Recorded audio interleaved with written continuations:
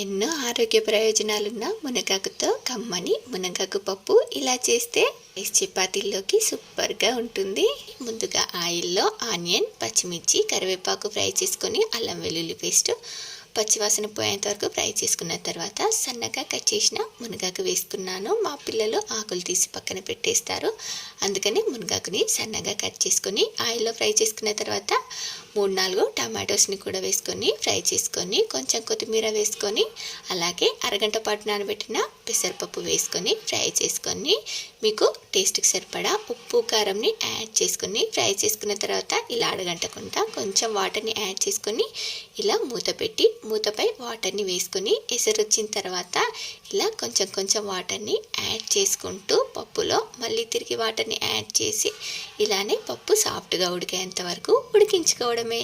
ఇలా రైస్ చపాతీలోకి అదిరిపోయే మునగాకు పప్పు రెడీ అయిపోయింది.